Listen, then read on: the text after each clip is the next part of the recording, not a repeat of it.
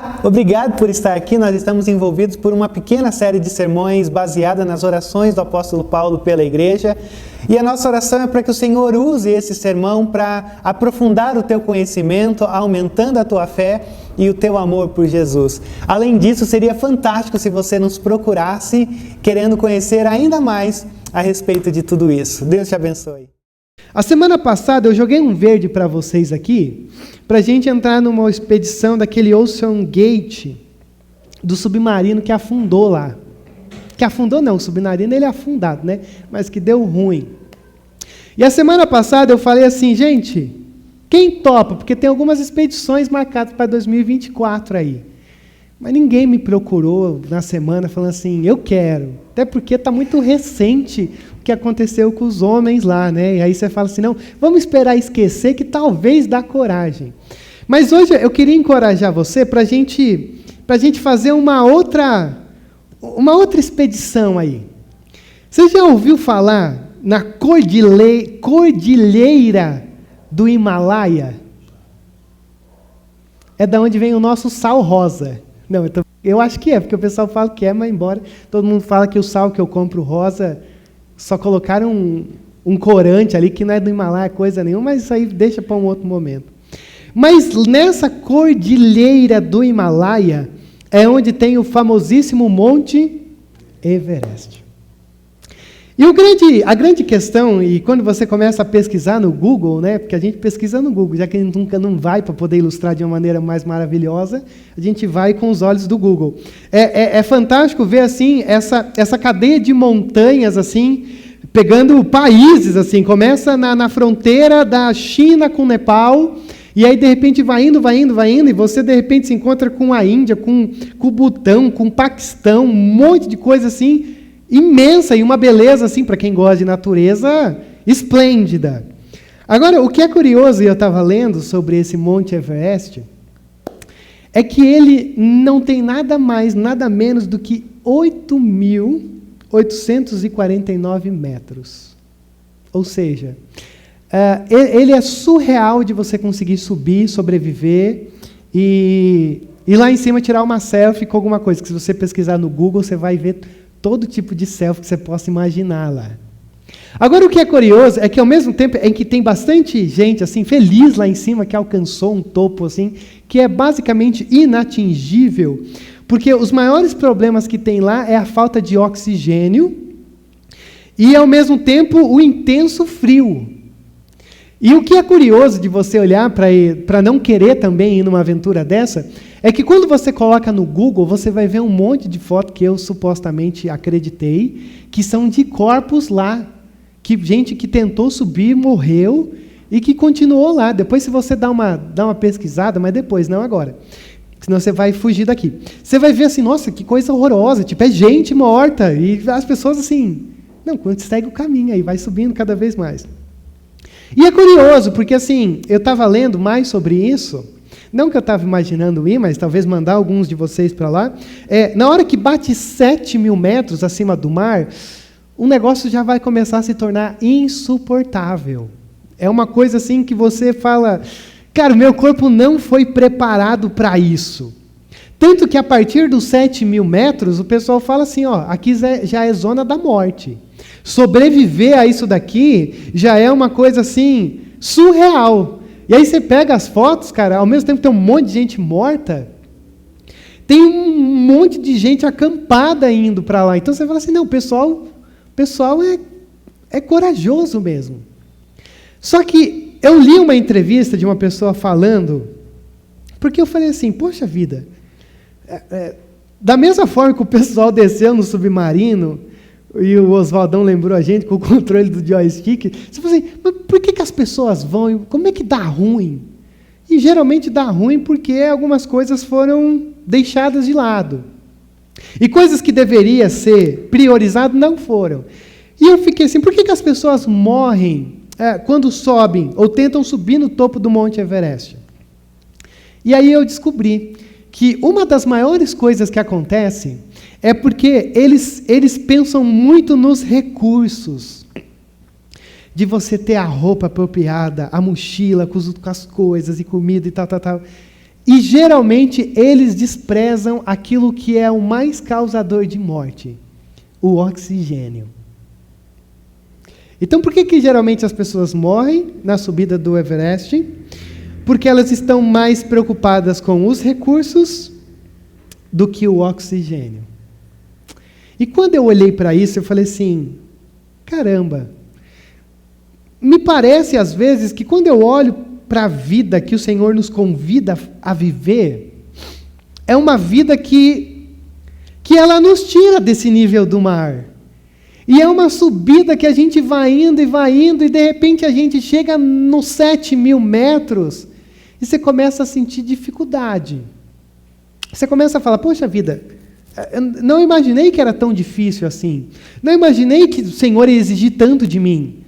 E aí você começa a viver essa zona da morte.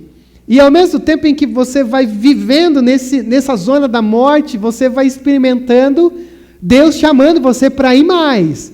Você fala, não, Senhor, mas assim, eu acho que não dá para ir mais. Não dá para chegar no topo. E você vai criando alguns obstáculos. Você vai acampando aqui embaixo. E o Senhor te chamando para ir. E mais do que isso, o Senhor fala assim, agora na hora que você chegar aqui, não é só chegar e descer, agora é viver aqui. É viver acima do irracional. É viver acima do comum. É viver acima do que você acha que poderia chegar. E o grande problema da gente é que a gente começa a subir, aí começa a viver as tensões, e aí a gente começa a se encher de recurso. Não, se a gente fizer isso, aquilo e tal, isso geralmente sempre acontece com a igreja pequena, que tem recursos bem limitados, aí a gente fala assim, para a gente conseguir ser uma igreja forte, a gente às vezes tem que encher a nossa agenda de coisas, um monte de coisas que vai criar recursos. Legal, mas perigoso, porque presença não significa oxigênio. Presença significa assim, a gente está aqui, mas cada um está levando esse culto de alguma maneira.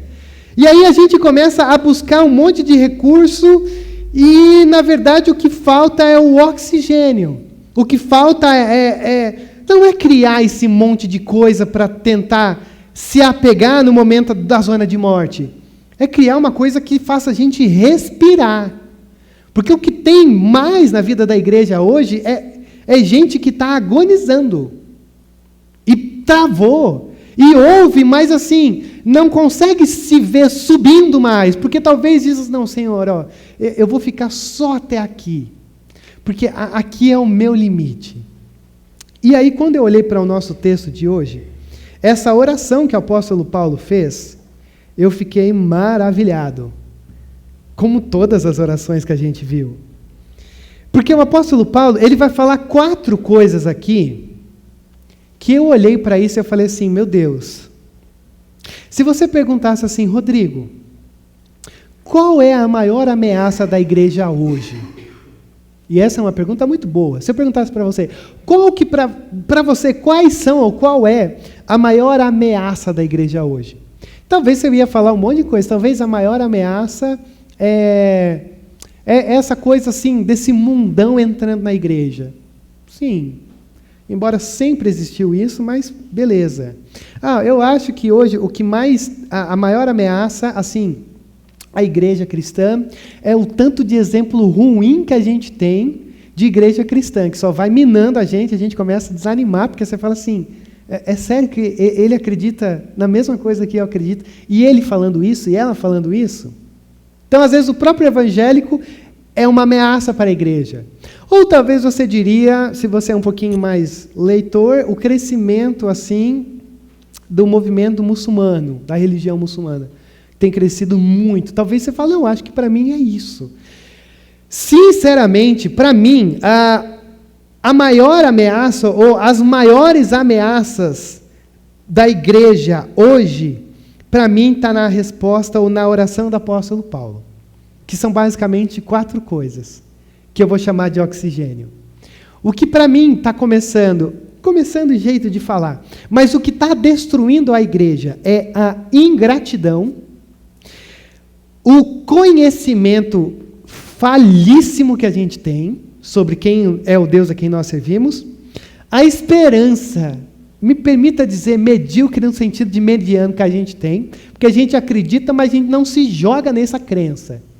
E, em último lugar, esse poder manipulável que a gente tem na vida da igreja hoje, que eu encaixaria como os recursos. Se todas as igrejas que a gente conhece, algumas com mais recursos, algumas com uma linha diferente da nossa, mas é visível, você vê como eles fazem, eu não gosto de dizer ele, mas eu sempre gosto de nos encaixar, mas só para você entender, é visível, assim, como as igrejas, elas não têm um poder do Espírito Santo certeiro, quebrando e trazendo vida, então elas têm que criar uma espécie de uma manipulação estética para você se sentir mais perto de Deus. E é onde muitos de nós chamariam de o poder de Deus. E aí eu vou te mostrar aqui nesse texto, que o poder de Deus não tem nada a ver com você estar empolgadinho ou empolgadinha. Essa coisa do ânimo, isso daí é só empolgação do teu coração. O poder que o apóstolo Paulo vai convidar a gente a experimentar, não é sobre só se sentir empolgado. É sobre se sentir quase poderoso. Tamanho que Paulo vai dizer para a gente nessa noite. Então, vamos dar uma olhadinha comigo aqui. Eu pretendo ser breve, mas veja só. Se você está um pouquinho familiarizado com esse texto, com essa carta, Paulo escreve essa carta para essa igreja chamada Igreja de Éfeso. E uma coisa que assim você não pode passar despercebido é o que está no verso 3 até o verso 14. Porque do verso 3 até o verso 14, a gente tem aquilo que a gente chama de doxologia, e eu amo essa palavra. Doxologia é essa espécie de louvor misturado com uma glorificação assim intensa. Não que louvor não seja adoração, mas aqui é como se não tivesse ponto. É como se Paulo assim não tivesse fôlego para falar o que ele quer falar. Porque ele começa assim dizendo, bendito seja o Deus e Pai, estou no verso 3, e Pai de nosso Senhor Jesus Cristo, que nos abençoou com todas as bênçãos espirituais. E aí ele começa descrevendo, ele começa falando que nas regiões celestiais, porque Deus nos escolheu para sermos santos e irrepreensíveis, nos predestinou, fomos adotados, temos a redenção. É como se não tivesse pausa, é como se Paulo tivesse, eu vou começar um início bem tranquilo. E aí ele se empolga e ele começa a falar, nele fomos escolhidos, também predestinados, fomos selados. Ele se empolgou e faltou até ar para ele. E o que é maravilhoso dessa abertura é que Paulo ele apresenta um louvor trinitário. Você vê a obra do Deus Pai, você vê a obra do Deus Filho e você vê a obra do Deus Espírito. É o Deus Pai fazendo, é o Deus Filho cumprindo e é o Deus Espírito selando, como ele diz aqui no verso de número 14, que ele é a nossa garantia, então nós estamos selados nisso. Então, quando ele já começa essa carta assim, trazendo tudo isso, ele faz a oração que nós lemos. A oração do verso 15. Então, veja só, para você já perceber. Se você é uma pessoa mais crítica, e uma pessoa que gosta de debate, eu sempre gosto de citar isso. Esse é o tipo de versículo, ou essa doxologia, é aquela que você poderia falar assim, nossa, agora eu vou vencer todo mundo que discorda de mim da Bíblia. Porque Paulo fala aqui, nós somos abençoados, nós somos escolhidos, nós somos predestinados, nós temos a redenção, escolhidos de novo, predestinados. E isso aqui é doutrina pesada. É doutrina pesada porque Paulo está, deixa eu colocar uma base pesada. Deixa eu alicerçar o chão de vocês para você ver o que eu vou orar. Então não adianta nada a gente às vezes saber as doutrinas, conhecer tudo e falar assim, Deus, obrigado, porque eu já conheço tudo, eu já sei defender a predestinação, a eleição, que eu fui escolhido. Não, isso aí é bobagem, porque não é sobre você saber ou saber defender, é sobre você viver a oração do verso 15.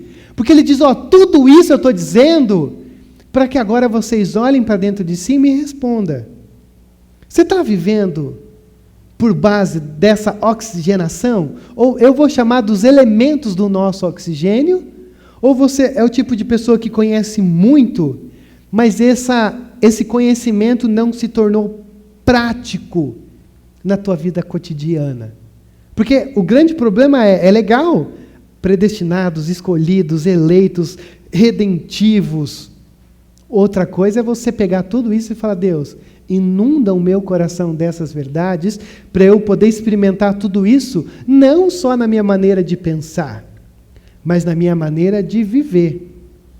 Então eu estou dizendo isso porque a nossa oração começa com o quê? Olha o verso 15. Por essa razão, ou seja, diante de tudo isso que Deus fez por você, por essa razão, a primeira coisa que eu quero que você veja aqui é que você tem que ser grato. O primeiro elemento dessa oxigenação para a gente passar dos 7.000 metros é que você tem que ter gratidão no teu coração.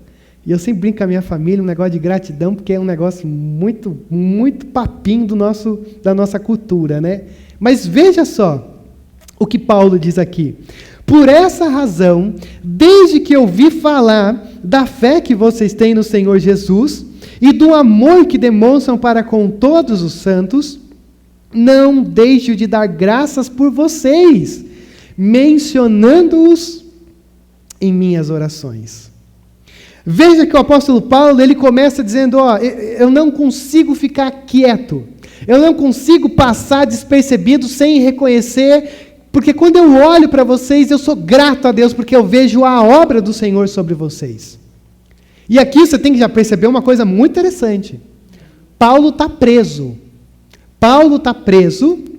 E mesmo preso, Paulo, ele escreve uma carta, e ele poderia dizer: estou aqui preso e coisa e tal, como ele faz no verso 1, do 3, do 1, do 4, que ele diz: eu sou um prisioneiro de Cristo. Mas ele não começa lamentando, ele não começa puxando para si, ele começa dizendo: eu sou grato pela vida de vocês, porque eu olho para vocês e eu vejo os sinais da graça tomando forma na maneira como vocês estão vivendo.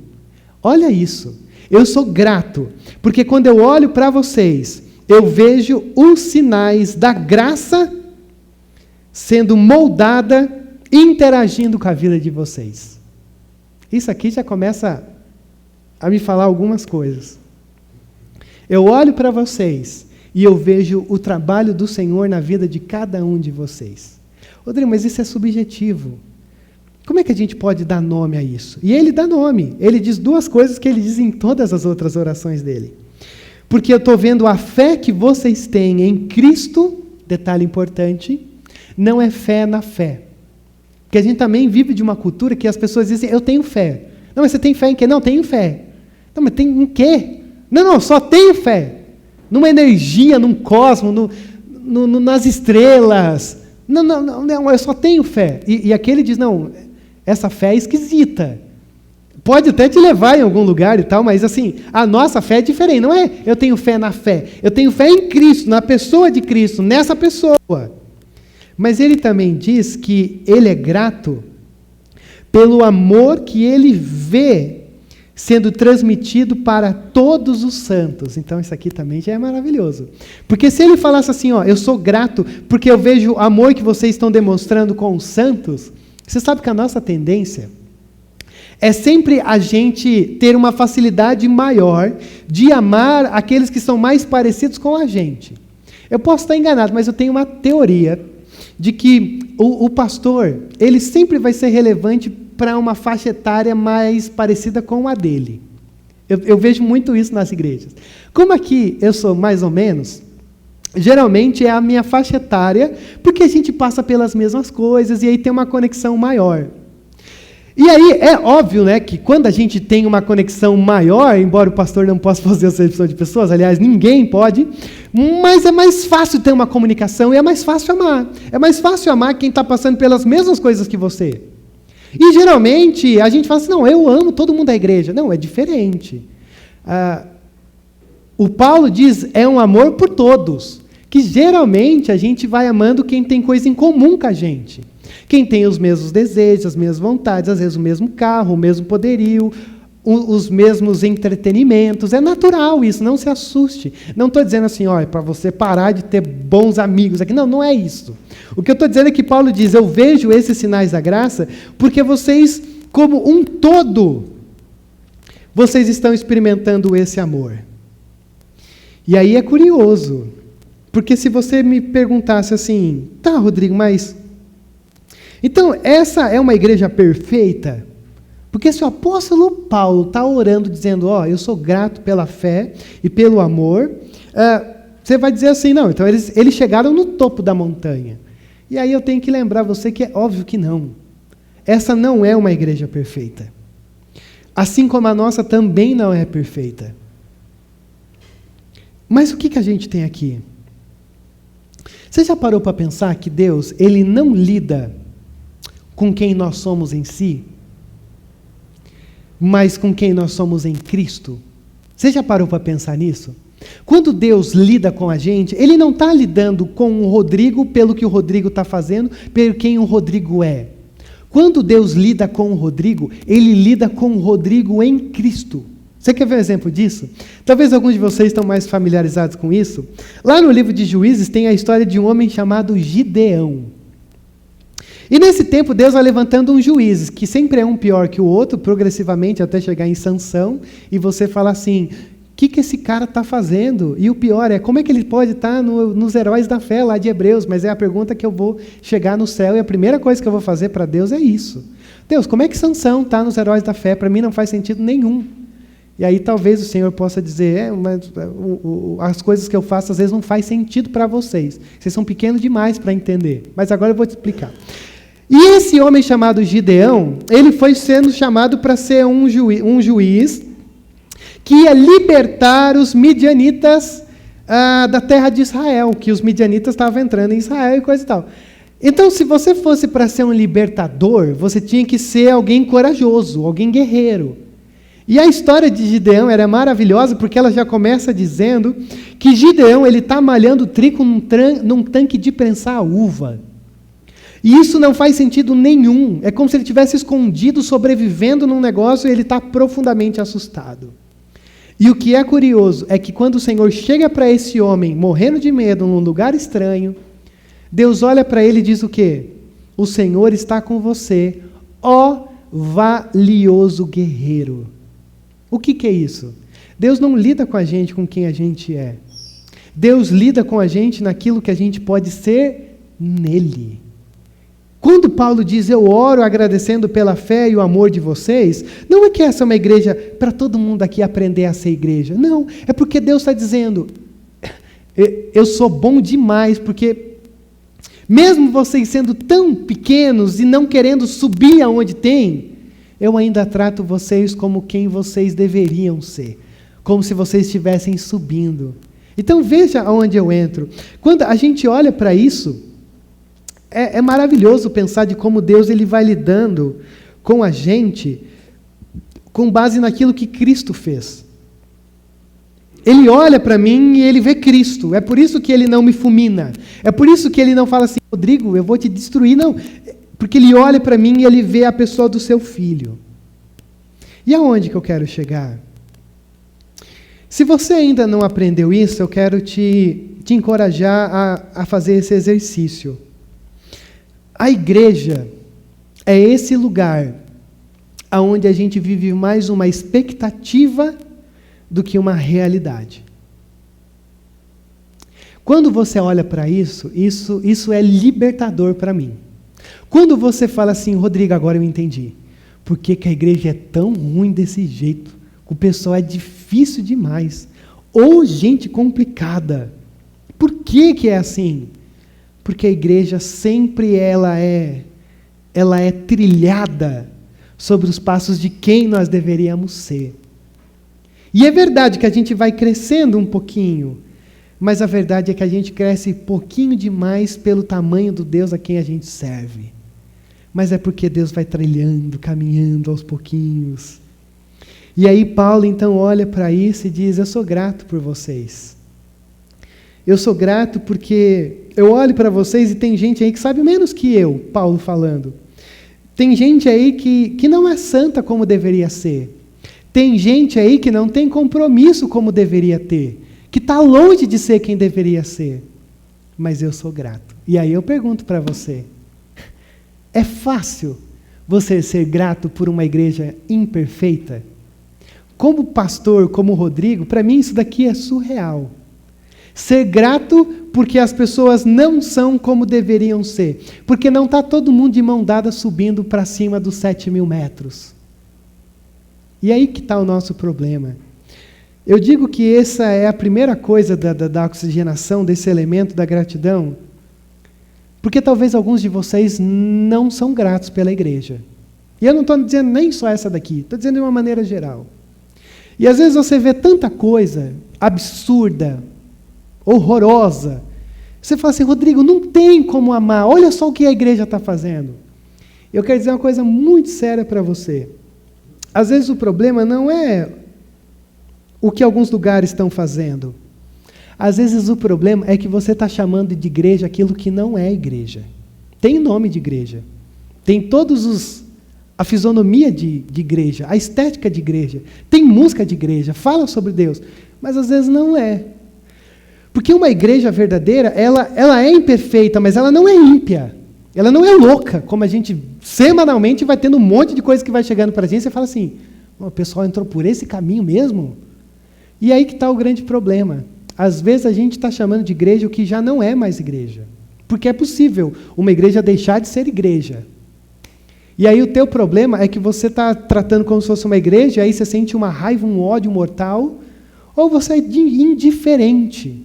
E nem ódio, nem indiferença. Paulo olha e diz, eu olho para a igreja sobre a expectativa de que eles estão vivendo esse processo.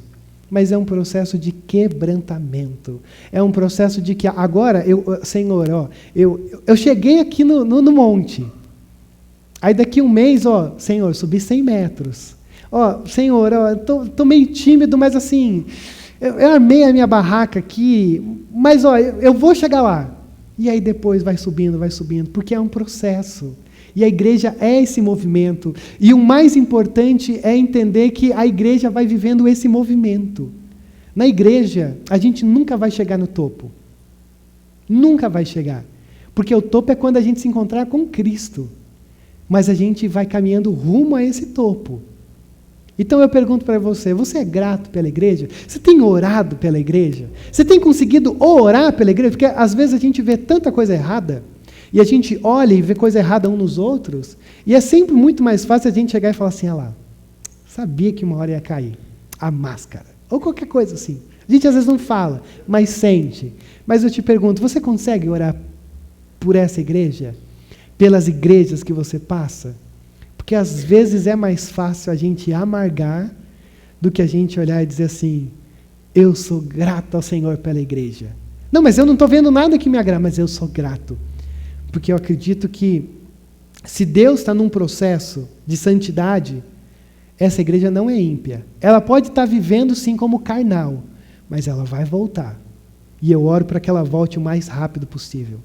Esse é o primeiro elemento que eu queria chamar a sua atenção, para você conseguir subir rumo a esse topo do Monte Everest. Gratidão. Enche o teu coração de gratidão. Mas não espere que a gratidão venha pelas circunstâncias. Ela vem pela fé. A segunda coisa que eu quero que você veja aqui, o segundo elemento do nosso oxigênio é o conhecimento. Olha só o que o apóstolo Paulo diz, verso 17. Eu peço que o Deus de nosso Senhor Jesus Cristo, o glorioso Pai, lhes dê o espírito de sabedoria e de revelação no pleno conhecimento dele. Então veja só mais uma nota a respeito dessa oração de crescimento. Eu peço a quem? Eu peço que o Deus de nosso Senhor Jesus Cristo, todo avanço positivo da igreja é pela mão do Senhor. Por isso que você tem que ser uma pessoa de oração. Por isso que uma igreja que não ora, ela sempre está fadada a fechar as suas portas, literalmente, se não tiver vida de oração. Já começa por aí. Porque o nosso papel não é criar os meios ou os recursos para tentar trazer vida. Eu peço que o Deus de nosso Senhor Jesus Cristo traga conhecimento. Então veja aqui que ele usa duas palavras interessantes, ou duas expressões. Primeiro, lhes dê espírito de sabedoria e de revelação. E aí quem é mais animado, olha para aqui, opa, agora chegou na parte boa. Espírito de sabedoria, beleza, até entendo. Agora, revelação, é aquelas coisas de revelar e coisa e tal.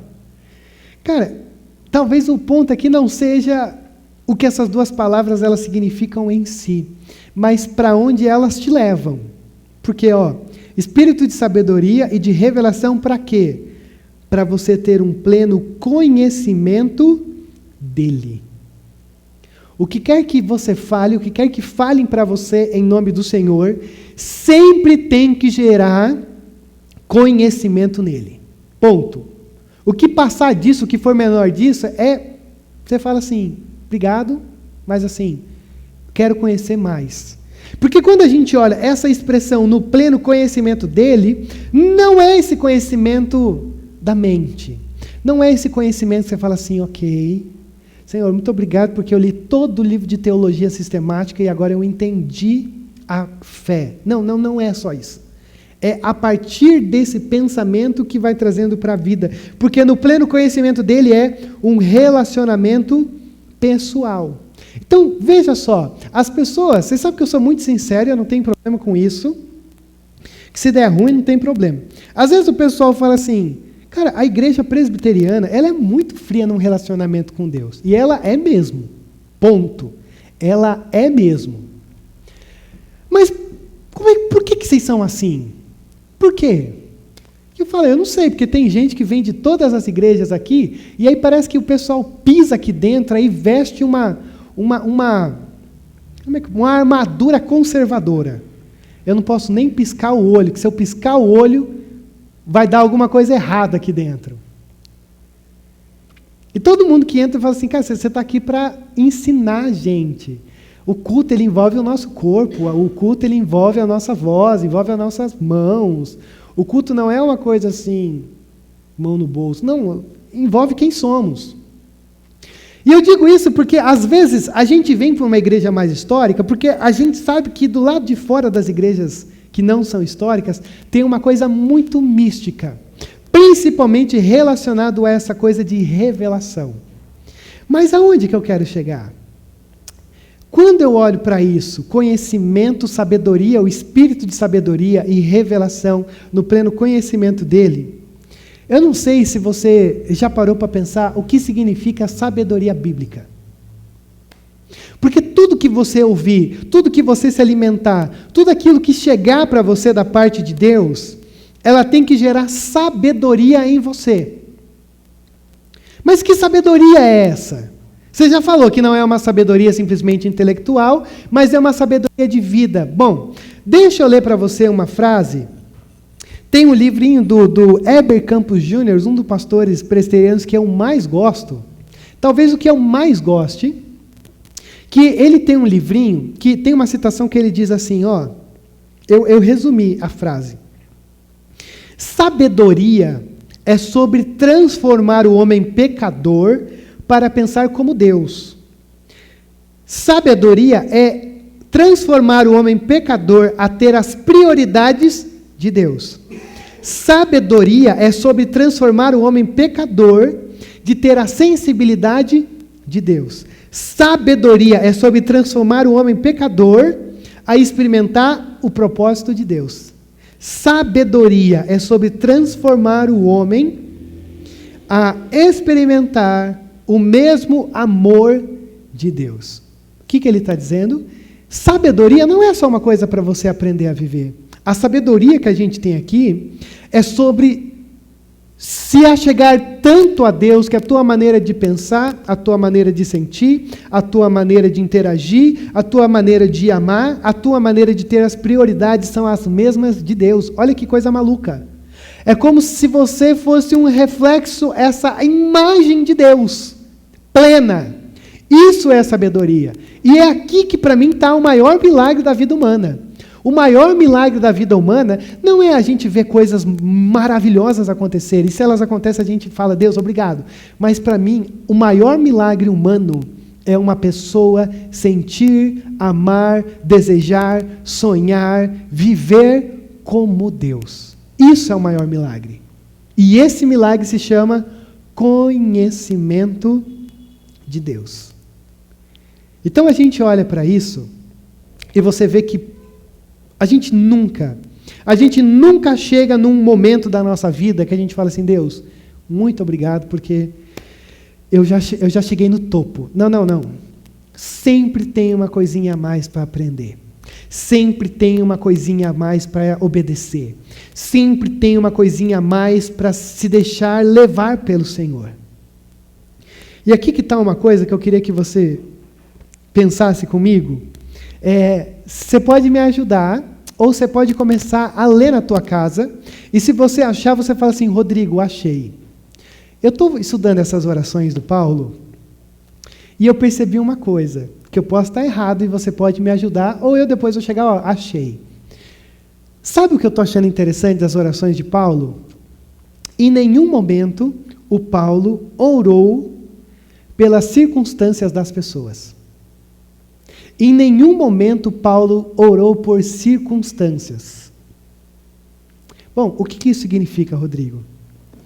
Isso tem um significado tão importante para a gente, porque Paulo, ele não é carregado pelas circunstâncias. Mas o apóstolo Paulo, ele entende que as circunstâncias que a gente passa, sendo elas boas ou ruins, elas sempre nos fazem crescer nesse conhecimento de Deus. Olha só o que eu estou dizendo para vocês. Eu sempre bato nessa tecla porque eu tenho muito medo de entrar nesse quarto escuro.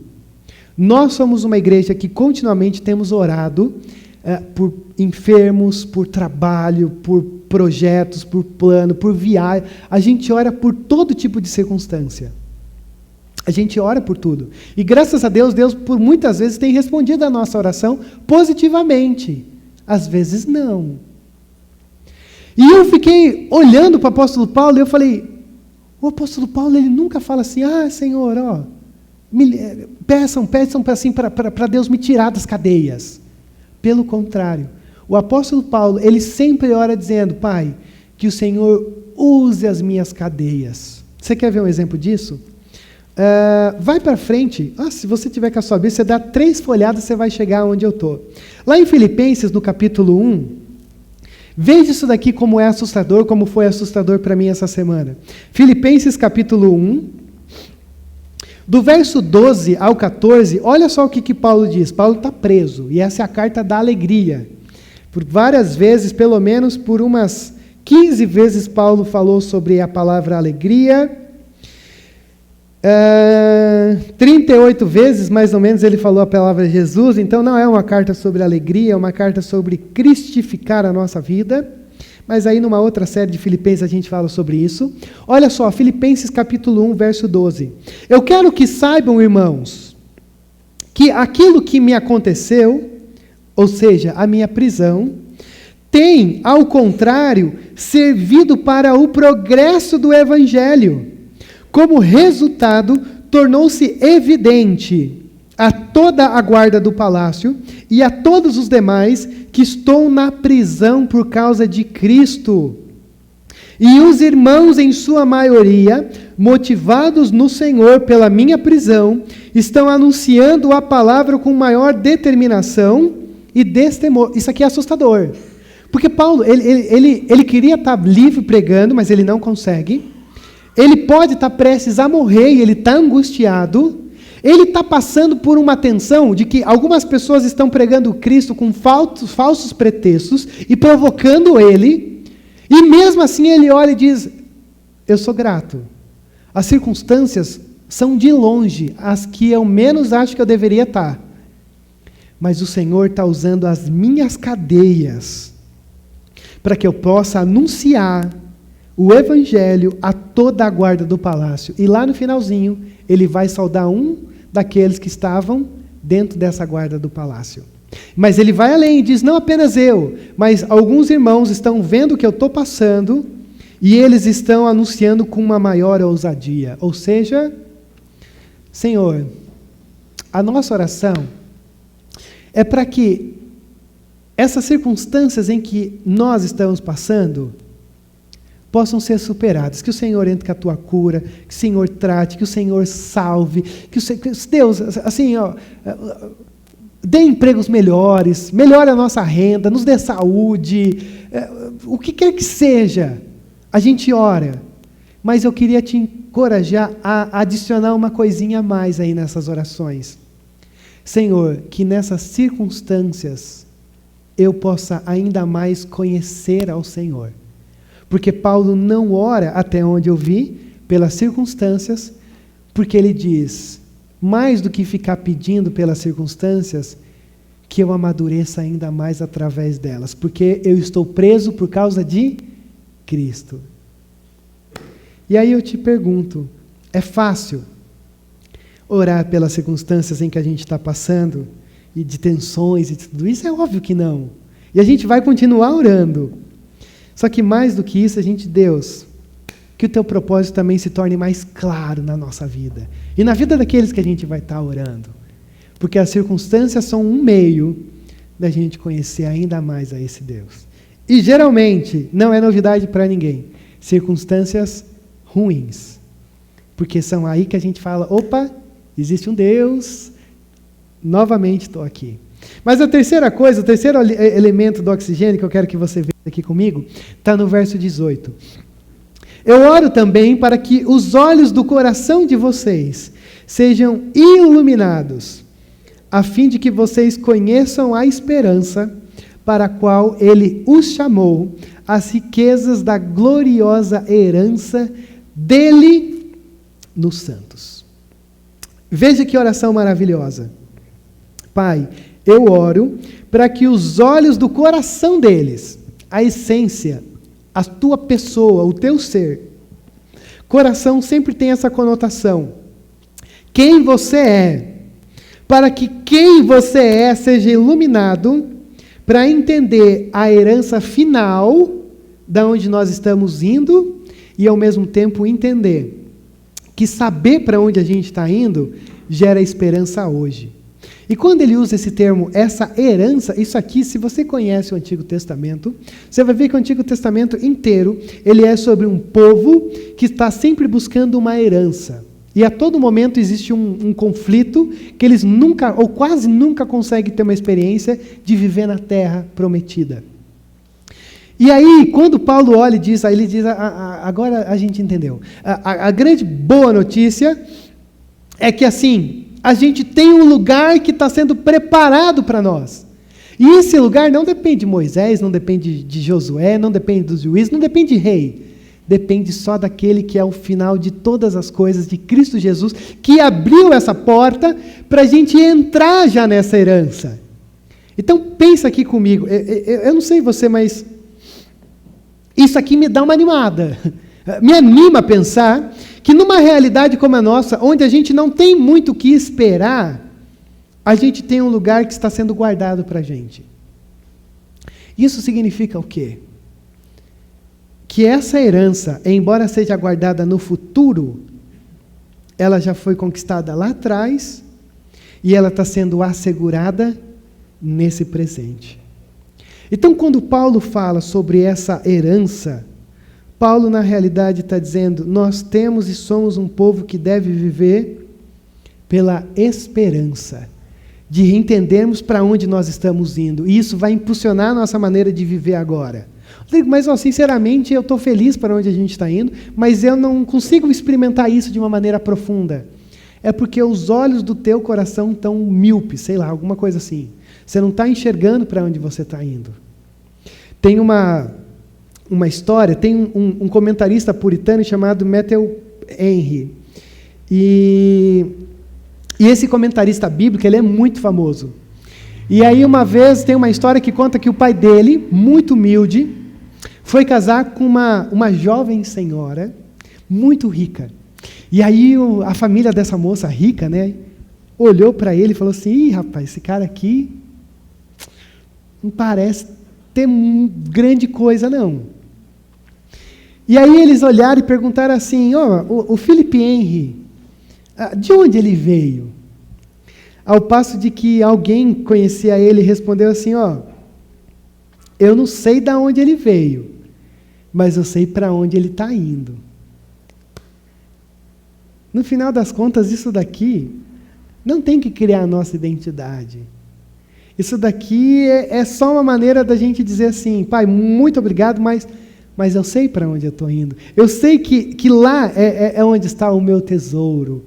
Eu sei que é lá onde eu posso entender e me sentir em casa. Eu sei que é lá, nessa herança final, que eu posso entender que as minhas circunstâncias nessa vida, elas não podem me impedir de chegar lá. Porque às vezes, talvez, é isso que está no teu coração. A gente sabe para onde a gente está indo, a gente sabe a porta que Cristo abriu, mas a gente começa a passar tanta coisa que você fala assim, não, acho que agora eu já peguei um outro caminho, já não estou nem no Monte Everest. Já estou lá em algum monte aí que você conheça e você perdeu. Não interessam as circunstâncias. O Senhor está te levando em segurança para esse lugar. Então esse é o terceiro elemento para essa oxigenação. Deixa eu te lembrar. Primeiro, gratidão, conhecimento e agora esperança. E em último lugar, o último elemento desse oxigênio que eu estou te mostrando é o que Paulo nos chama para a gente experimentar, chamado poder. E aí você pode dar um glória a Deus daí onde você está, para ver se você está vivo. Até o glória a Deus da presteriana é na mente, né? A gente ora na mente aqui. Fico tão abismado com isso daí. Vamos orar? Dormiu ou está orando? Olha só, o verso 19. E a incomparável grandeza do seu poder para conosco, os que cremos, conforme a atuação da sua poderosa força, esse poder ele exerceu em Cristo, ressuscitando dentre os mortos e fazendo-o assentar-se à sua direita, nas regiões celestiais, muito acima de todo governo, autoridade, poder e domínio, de todo nome que se possa mencionar, não apenas nessa era, mas também na que há de vir. Deus colocou todas as coisas debaixo de seus pés e o designou como cabeça de todas as coisas para a igreja, que é o seu corpo, a plenitude daquele que enche todas as coisas em toda e qualquer circunstância. Rodrigo, não entendi nada. Não, mas não é para entender, talvez. Porque Paulo, ele se empolga. Mas o que Paulo está dizendo aqui é o seguinte, Deus disponibilizou para mim, para você, o poder. E aí você fala assim, opa, agora o fogo vai descer, Senhor. Mais ou menos. Porque esse poder aqui não tem a ver com o poder que às vezes a gente acha que ele é. A gente pensa, talvez, que esse poder é uma coisa meio mística, assim, um negócio meio... Cara, eu vou num velório e eu vou falar assim, levanta e anda, e aí se eu tiver muita fé, a pessoa pode levantar e andar. Ou às vezes pode só levantar e ficar ali e morrer de novo. Depende da tua fé, do que você acreditar, do que você acha que o Senhor colocou no teu coração. É problema seu. Só não me chame, porque... eu não ia querer ver o morto levantar. Mas a grande questão aqui é o seguinte. Primeiro, que esse poder, ele não é místico, porque esse poder está relacionado com Cristo. Então já começa por aí. Qualquer coisa que fale assim, ou que coloque uma coisa meio poderosa, assim, o pastor, o líder, quem quer que seja. Não, a oração dele é diferente. Tem um poder diferente. Não, peraí. A oração dele... é só um instrumento do poderio de Cristo. Não coloca ninguém nesse pedestal, porque ninguém merece estar no pedestal. E aí, então, Paulo, ele coloca esse poder e ele compara, ou melhor, ele fala que esse poder que está disponível para a gente é o mesmo poder que ressuscitou Jesus dos mortos. Cara, isso aqui é assustador. Porque ele faz 3 coisas para ilustrar esse poder que está à nossa disposição. Primeiro, o poder que ressuscitou Cristo dos mortos. Segundo, um poder que Cristo está exaltado sobre todas as coisas. E terceiro, é o poder de Cristo sendo o Senhor sobre toda a igreja. E aí você pode falar assim, bom, já entendi. Mas que tipo de poder é esse?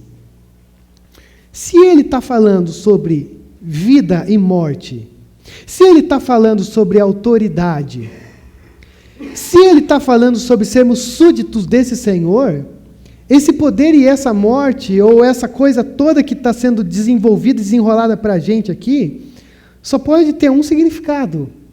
Nós estamos diante de um Senhor que deixou um poder sobre a igreja para trazer vida naquilo que estava morto. Por quê? Porque o eterno entrou no nosso cotidiano.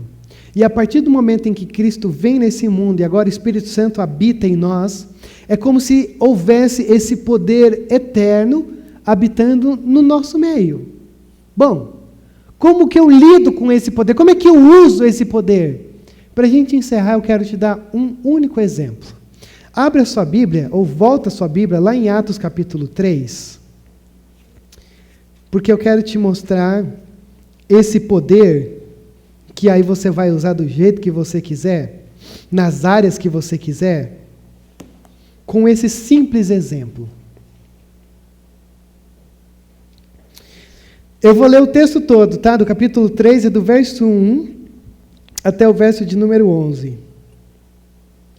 Para mim, o que a gente tem aqui é o maior exemplo desse poder que foi desencadeado no Pentecostes através do agir do Espírito Santo nas nossas vidas. Ó, certo dia, capítulo 3 de Atos, verso 1, certo dia, Pedro e João estavam subindo ao templo na hora da oração.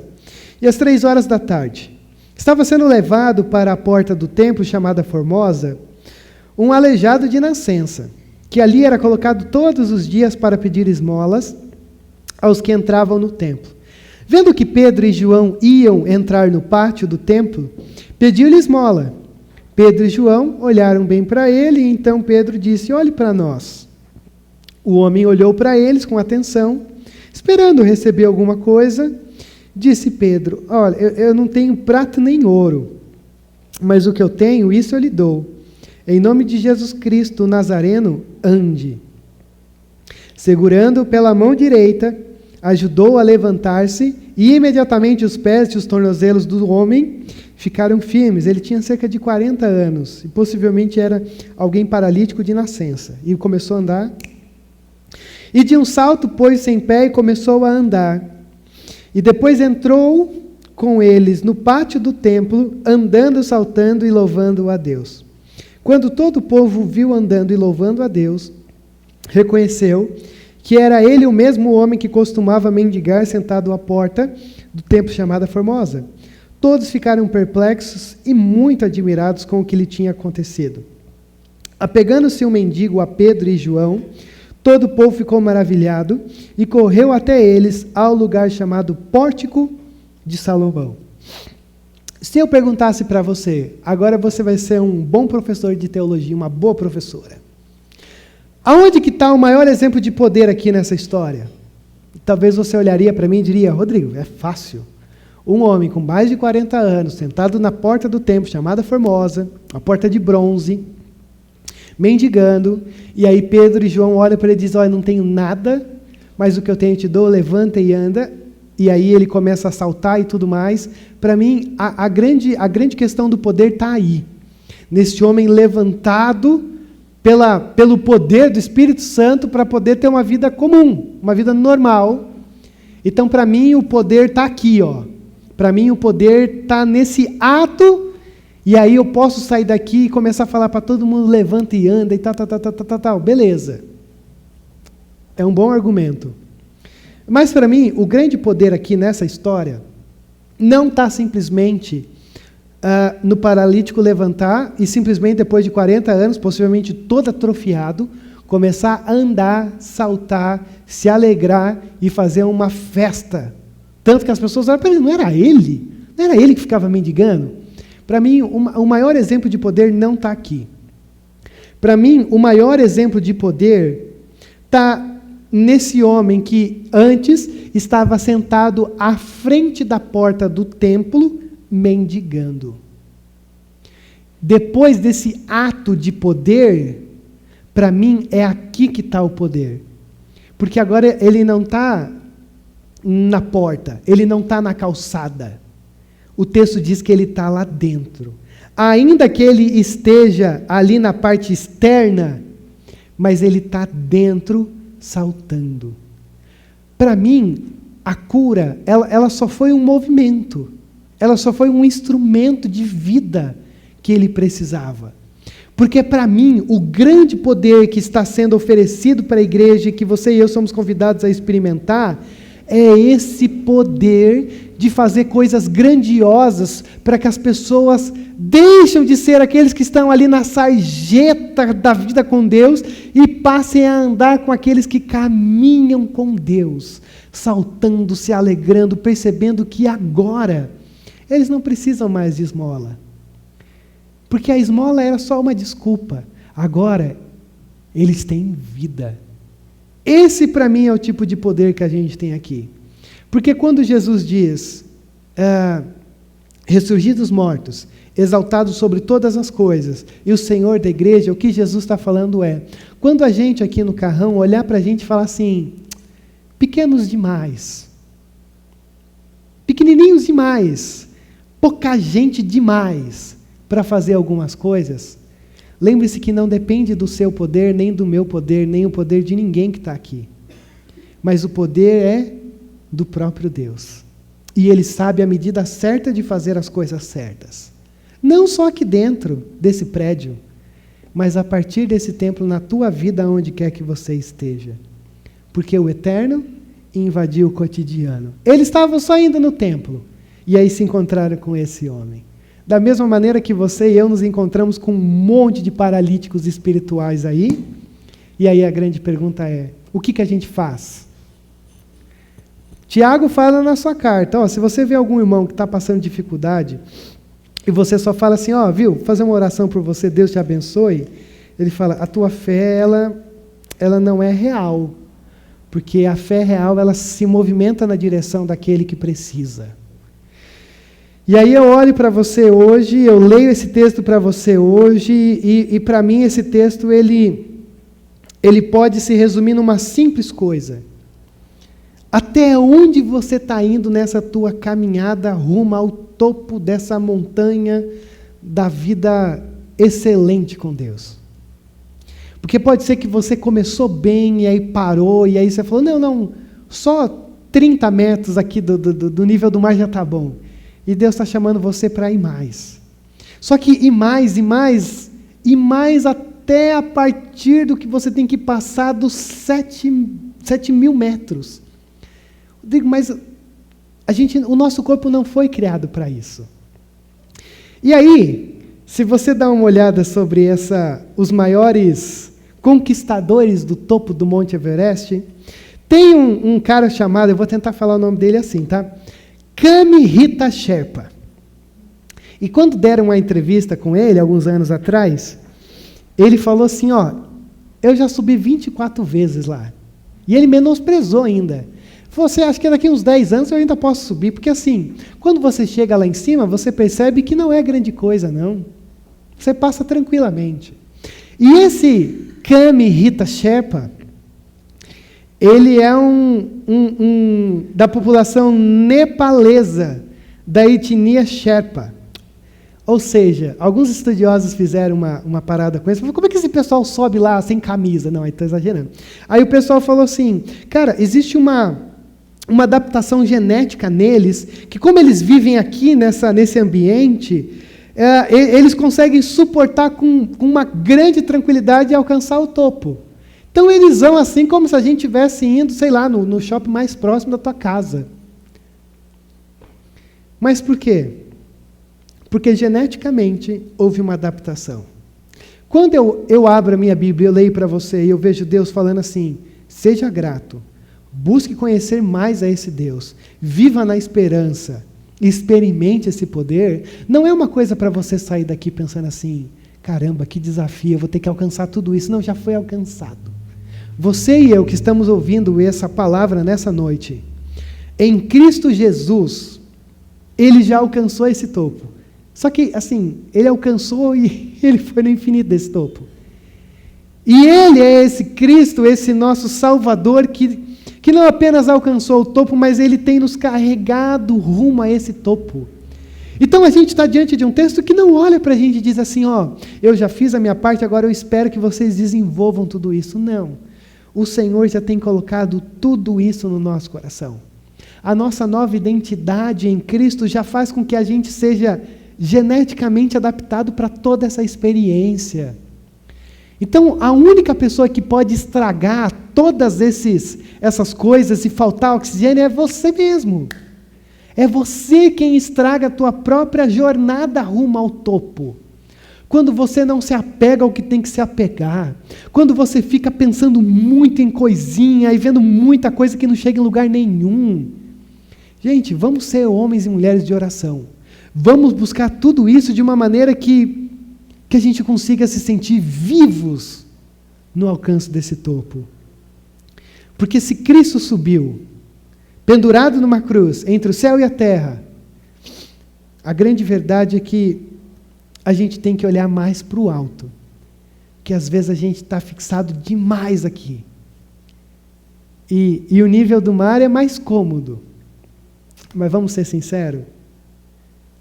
Eu acho que às vezes zona de morte é um lugar onde a gente tem que estar. Porque é para esses lugares que o Senhor nos chama. Mas Ele não nos chama para a gente experimentar a morte, mas para levar uma mensagem de vida e vida eterna. Então eu quero convidar você a curvar sua cabeça nesse momento. A gente viu muitas coisas, estamos diante de muitas coisas aqui nesse texto riquíssimo, nessa oração do apóstolo Paulo. Mas a nossa oração é a mesma que Paulo faz. Senhor, nós estamos aqui, mas de uma maneira alguma nós teríamos a ousadia de dizer, Pai, que a gente alcance tudo isso. Não, muito pelo contrário. Pai, a nossa oração é para que o Senhor faça com que todas essas coisas possam florescer sobre quem somos. Então vamos orar nesse sentido.